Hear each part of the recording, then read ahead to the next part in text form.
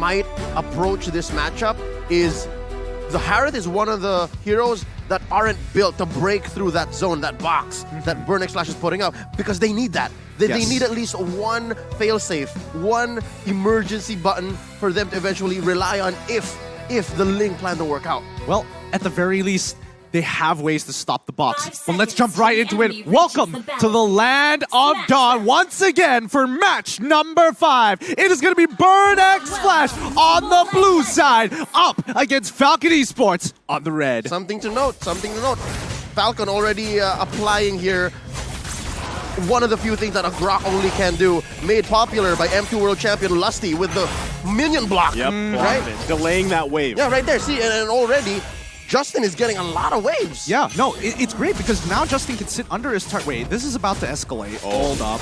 They're going to cut him off here. D7 has to flicker out. Going to be fine right now, but a lot of tension here between the two teams already early on. Yeah, thank goodness Chima was ready to go for it. And I mean, if this was a pub game, Chima would have just left me to die. Yeah, it is what it is. It is what it is. Sorry, buddy. But yes, more importantly, the mid lane is going to be highly contested here, just so that the side lanes could have a good time. A lot of the pressure is going to be topsy-turvy here. We're on a seesaw. Let's see where the weight is going to be put on. Wait, did Ken not get the purple? Yeah, he did. Oh, he didn't go for the purple yet. You're right. You are right. That's kind of brutal here. Ken doesn't have his purple just yet. He's making his way back to go pick it up here. So okay. He remembered. He remembered. He still got. I left it in the jungle. Yeah, I left it in the jungle. I'll be back for it later. Did I? I did. Yeah. Oh, yeah. Well placed wall there. Naomi gonna allow Ken to go ahead and get this purple buff, but Chima gonna try to cause a little havoc here. Looks like it was secured though by Ken. So yeah, interesting, right? Interesting decision to just leave that towards the end. I think it's smart because Falcon was expecting potential invades, especially when you have D7. He took the Avarice, and that's when you know, oh, hey, Matilda wants to harass me, wants to get some early gold. Yeah, no, and the way that Matilda was adjusted in the last patch, she's more of a killer now. Like, if you hit somebody with the Circling Eagle, they are more likely to prioritize the hit with the Wisps. Wait, I see. He waited for that purple buff so he could time it with this first turtle. Correct. Right? The whole rotation there. So this should just be, yeah, turtle go in the hands of Ken. So that was a good call in the long term of things with that first turtle. Yep, yeah. This is a variety of the rotation that was made popular by MSC 2022 champions RSGPH. Yep, really smart plays coming out from Falcon, really understanding and taking it a step further here, because you can see that even with Chima down by his purple buff, he knows he can't really contest it, not expecting this timing to go through. And what this is doing for Burn is it's throwing them off. Do you see how Chima could not even think of even going to the turtle anymore? And they can't even, it's not like they even made much of it in the top lane. So this is also, again, in turn, giving Zipex some space. Yeah, it's super balanced right now. Naomi, he's pretty far out, and I like what he's doing. He is just matching and mirroring what D7 is doing right now, making sure that they know where Burn is going to try and invest some time and effort to maybe get an advantage, maybe get a little bit of a lead. But Falcon understands the longer this game goes, there is a very high chance for them to actually go for a full-on fight.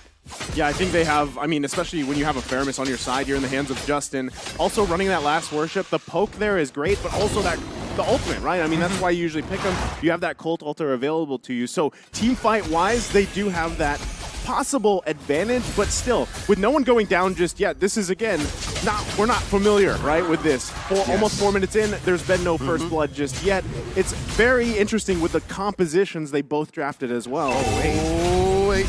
Naomi, though, going to take the shots here. He's going to flicker in. He's going to wild charge in the wrong direction, though. Ken, though, able to grab D7, and they find another one as well as Hessa falls here. Whoa, okay, that was about to be bad. Naomi whiffing the ultimate there, but at least they find a trade back. Not worth it. They lost Hessa in the process. And that was one of the most ideal ways that Falcon can actually initiate. Yes, it was tricky for Naomi, but he knew what he was doing. I'm pretty sure comms would show that he was getting in there in the right time, and it allowed Ken to make a beeline for the backline. And he did, I don't even think it was Ken who finished off Hessa. He finished off D7, and this allows another free turtle. So now they're going for it. Circling Eagle going to be popped here. Ken able to secure the turtle, but Zip goes down as Chima able to find the kill. Another wild charge comes comes forth as D7 Oh! falls. Tempest Blade's going to be popped here. Ken looking for Hessa. Can't get the last hit, though, as he falls into the river. And it's I'm Your ATM to secure another one. Beautifully played by Burn. Beautifully played. They all had their battle spells ready to go. Those flickers making all the difference here in these small moments, moment to moments against Falcon. And here's how that Matilda pick alongside the Eve on C-Cat makes a difference. With this kind of lineup, yes, you're playing with the box.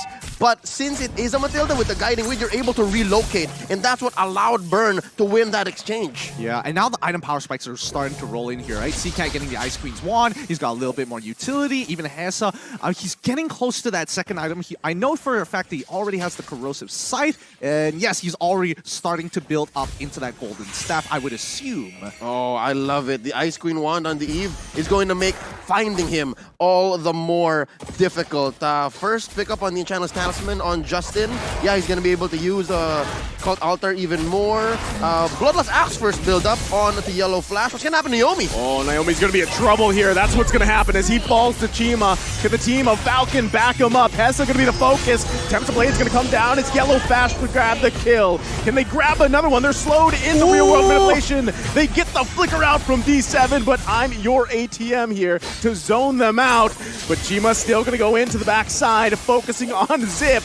Can't get him, though, and they disengage for now. It's really interesting when you're looking at the thought process of Burn X Flash. Like, yes, we've already lost the guy, but still, they wanted to get something back. It may not be a kill. They are getting battle spells. Now, Yellow Flash can't go for these big flashy plays flickering into the middle of the fight. And more importantly, Zipex is actually having a pretty good time against Hessa. The Calamity Reaper just being more valuable in comparison to a Corrosive Scythe at this stage of the game. Now you're going to think, what happens if this continues for the next 5 minutes, right? So far, Falcon has scored 100% of the turtles, and the only clapbacks that Burn have are when Falcon has no battle spells or when the ults come up wrong off of Falcon. So it's a matter of timing. If this happens for the next 5 minutes, all the more, Hess is going to have a hard time.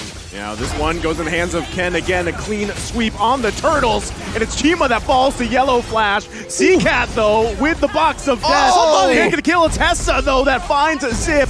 Can they turn it around? They're going to focus on Justin as he has to flicker out, but he's not going to be able to get away as Hessa grabs another one. And D7 and CC-Cat are on the hunt for Yellow Flash, going to the hands of C-Cat. Oh boy, that's unfortunate there. But again, we are now starting to see why people are like, hey, Hessa, he's just going to carry. Don't worry, he's got it. Because Falcon had a really good opportunity to turn, but Matilda ready to pull him out just in case. So here's one of those moments wherein, yes, Falcon got the turtle, but as long as you can protect Hessa, as long as Burn gets a winning trade, the next 5 minutes are going to look better for the Khmer. Yo, I thought Castle Crest was about to click right now. It was about to look bad, but I could see the confidence in Leo's eyes. His team has got him covered. The question is, when do we expect Zipex to actually come online?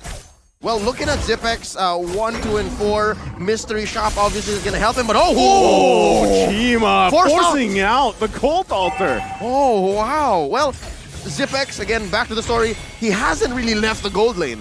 He's been here for the better part of the last, 6-7 minutes? He rotated in mid, and another look at that team fight, right?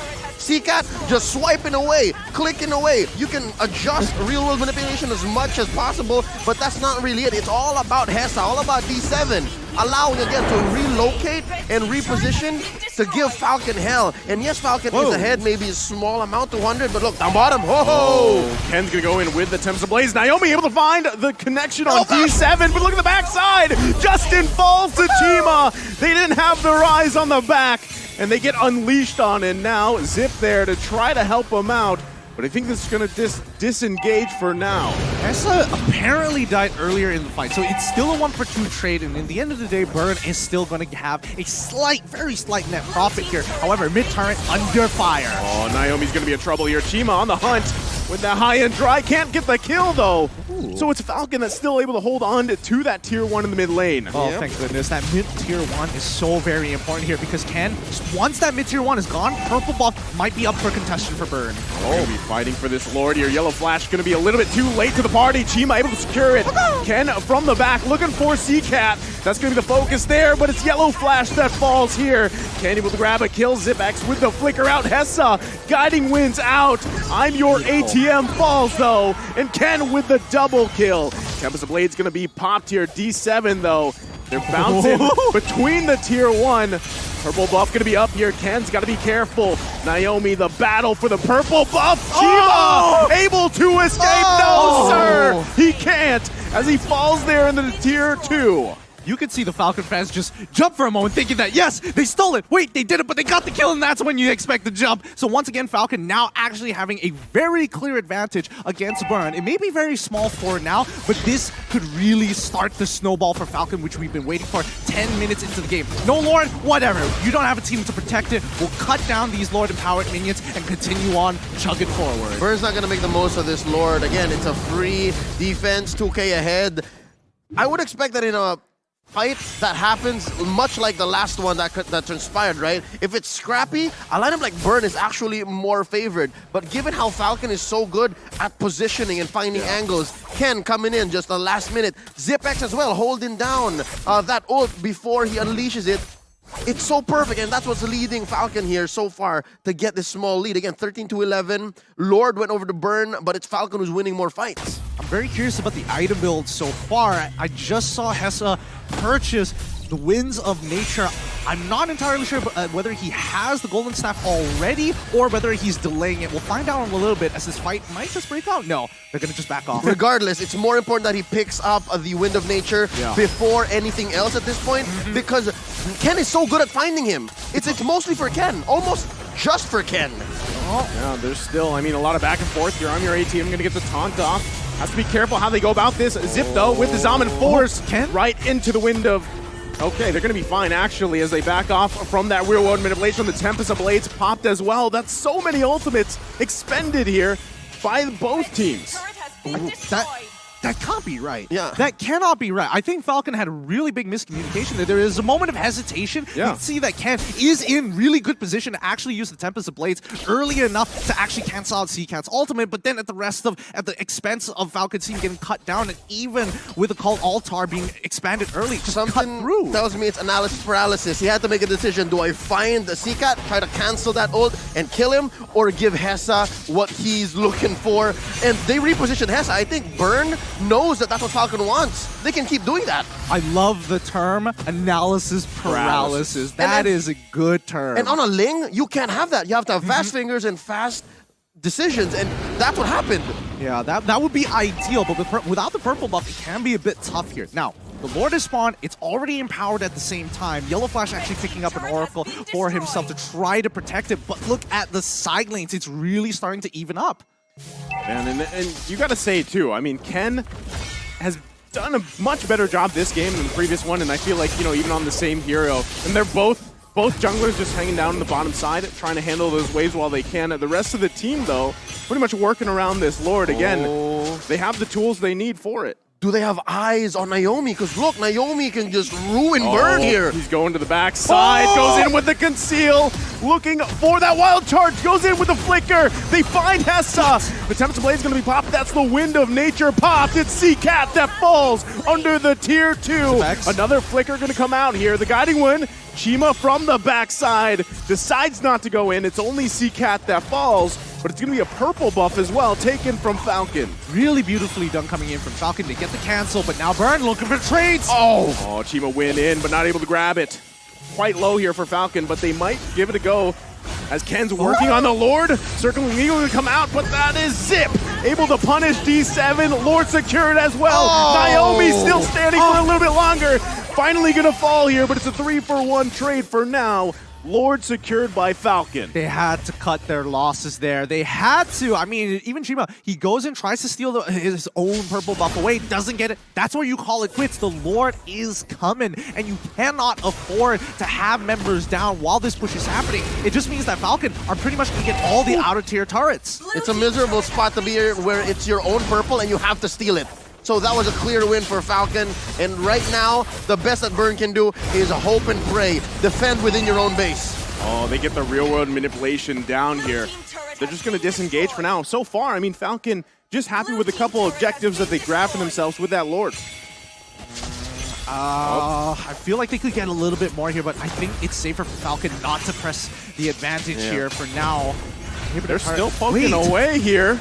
Zip. No, they wouldn't, right? I mean, they got out. another wave coming. Yeah, they're taking it slow, taking it chill. They're going to grab this turret as they work on the inhibitor one. They have all the ultimates they need. Turret goes down to the top side. Yellow Flash quite low. He's too slow, though. As CCat able to grab a kill. Chima goes in. Immortality going to be popped here. The follow-up, though, as Zip grabs the kill. He's on a killing spree at this point. It looks like Burn X Flash still on the hunt here.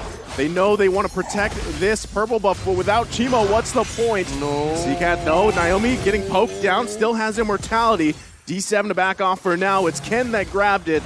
And another buff stolen away from Chima. I get it. The decision for Burn to overextend was just a response to Falcon saying there's no more real-world manipulation. There's very little here to punish us. Yes, they got the kill on Yellow Flash, but Chima went down. Again, very clearly, Naomi helped there. Great use of the Guardian's Barrier.